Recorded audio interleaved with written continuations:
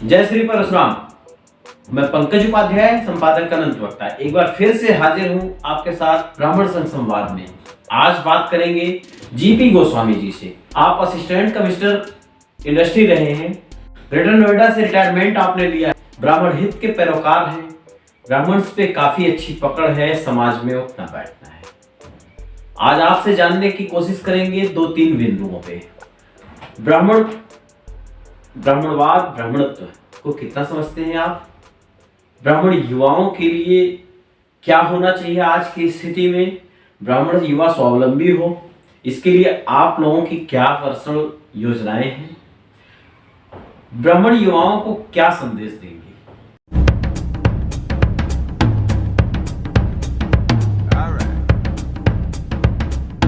हमारे कार्यक्रम में आपका स्वागत है गोस्वामी जी। नमस्कार। ब्राह्मणवाद, ब्राह्मणत्व को कितना समझा है, क्या समझ पाते, क्या वस्तु स्थिति है ब्राह्मणों की देश में? देखिए, ब्राह्मणों की स्थिति तो प्रारंभ से ही बहुत अच्छी है। कहीं भी कोई संदेह नहीं है कि ब्राह्मण वर्ग को एक उच्च शिक्षित वर्ग माना जाता है, जहाँ की हमारे जो बुजुर्ग हैं या जो हमारे सीनियर्स हैं, उन लोगों की प्रेरणा लेकर के हम सभी ब्राह्मण अपने अपने कार्य और क्षेत्रों में अपना कार्य कर रहे हैं। ब्राह्मण हमेशा से अग्रणी रहा है और उसने हमेशा हर वर्ग का ध्यान रखा है, चाहे कोई भी वर्ग हो, चाहे वो क्षत्रिय वर्ग हो, वैश्य वर्ग हो, चाहे वो निचले वर्ग का हो, पिछड़े वर्ग का हो, सबका ध्यान रखा है। बिल्कुल। सबके विकास में अपना पूरा योगदान दिया है, सबको शिक्षित किया है। कभी भी ब्राह्मण ने ये सोच करके नहीं किया कि भाई मैं ये ब्राह्मण है तो मैं इसको शिक्षित करूं, या ये इस वर्ग का है तो इसको मैं शिक्षित ना करूं। ब्राह्मण की हमेशा से मंशा यही रही है कि हमारे देश का कल्याण हो, हमारी समाज में हर व्यक्ति शिक्षित, व्यक्ति के अंदर सद्भावना हो, और कहीं भी किसी भी लेवल पर वो व्यक्ति सन्मार्ग पर ही चले, किसी भी गलत मार्ग पर न जाए। तो बड़ा सवाल ये है जी, देश में ये सारा कुछ ब्राह्मण करता है जी, तो दोयम दर्जे की नागरिकता कैसे जी रहा है और ब्राह्मण हमेशा जी गाली सुनता आ रहा है? देखिए, ऐसा है कि कुछ ऐसे असामाजिक तत्व हैं जो कि ब्राह्मण वर्ग को आगे बढ़ने से रोकते हैं। वो नहीं चाहते हैं कि ब्राह्मण वर्ग आगे आकर के हमारा प्रतिनिधित्व करे। प्रतिनिधित्व की ना करने के कारण कि वो ना कर पाए, इसलिए वो ऐसे प्रयास करते हैं कि उसको उपेक्षित करके हम जो है अन्य वर्गों को आगे लाएं और उनके द्वारा जो है समाज के अंदर ब्राह्मणों के प्रति एक ऐसी भावना को डेवलप करें कि भाई ब्राह्मण वर्ग जो है वो गलत है, या ब्राह्मण वर्ग के अंदर ये खराबी है, जबकि ऐसा कुछ नहीं है। वो केवल उनको अपना स्वार्थ सिद्धि के लिए वो ब्राह्मणों को उपेक्षित करने का कुत्सित प्रयास करते हैं, और लगातार ये चलता है। उसको हमें रोकना है, उसको हमें समाप्त करना है, और उसको हम उन व्यक्तियों को की पहचान करके कि जो इस टाइप के व्यक्ति हैं जो कि ब्राह्मणों के खिलाफ जाकर के और उनको दोयम दर्जे का नागरिक बनाने की कोशिश करते हैं, उनको रोकने के लिए हम लोगों को एकजुट होकर के और उनका विरोध करना पड़ेगा। किस तरीके से क्या कार्य योजनाएं हो सकती हैं जिससे ब्राह्मण सुरक्षित हो, संरक्षित हो और वो उत्तरोत्तर वृद्धि करते चला जाए आगे? इन 10-5 सालों में जो ह्रास हुआ है ब्राह्मणत्व का, वो कैसे पुनर्स्थापित हो? उसका एक ही मार्ग है, उसका ये मार्ग है कि हमको अधिक से अधिक अपनी आगे आने वाली पीढ़ी को शिक्षित करना है।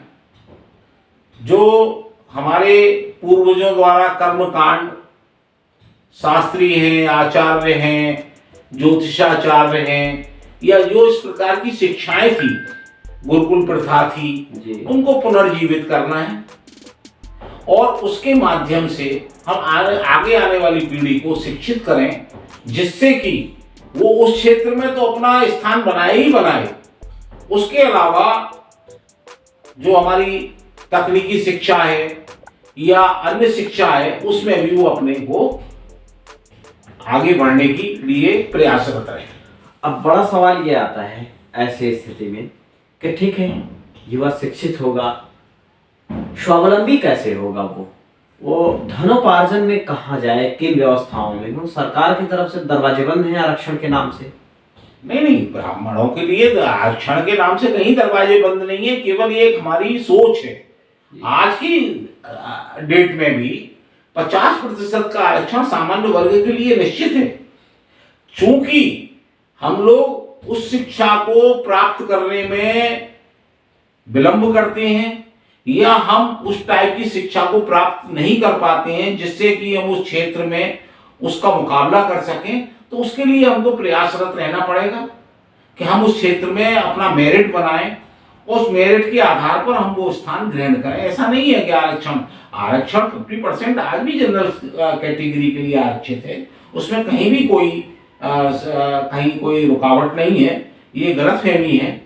केवल 50% आरक्षण के अंदर आपको वो सारे लाभ मिलेंगे जो एक सामान्य वर्ग को मिलती है। तो ब्राह्मण वर्ग का प्रतिनिधित्व है, उस प्रतिनिधित्व को ये सोचना चाहिए कि हमारे वर्ग के लोग अगर इस तरीके से प्रताड़ित होंगे तो हम कहाँ तक सरवाइव कर पाएंगे।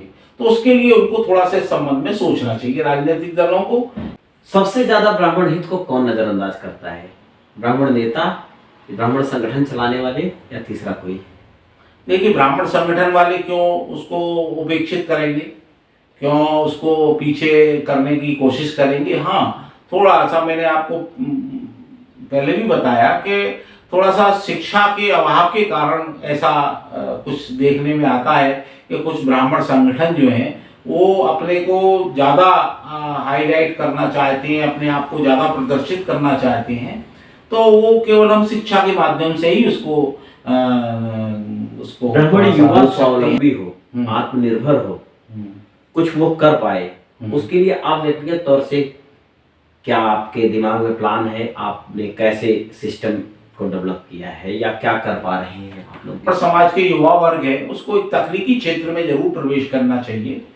केवल एजुकेशनल क्वालिफिकेशन से हमारा काम नहीं चलेगा, हमको तकनीकी के क्षेत्र में भी आगे बढ़ना पड़ेगा।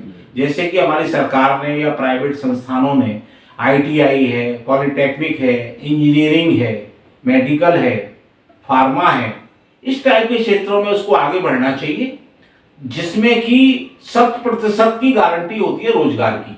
हमारी भूमिका यही रहती है ब्राह्मण वर्ग के अंदर कि अधिक से अधिक ब्राह्मणों का एक गेट टुगेदर करके और उनके साथ मिलजुल करके ऐसी एक योजनाओं को तैयार किया जाए जो कि हमारे समाज के लिए, ब्राह्मण वर्ग के लिए और फिर उसके बाद समाज के लिए वो लाभदायक।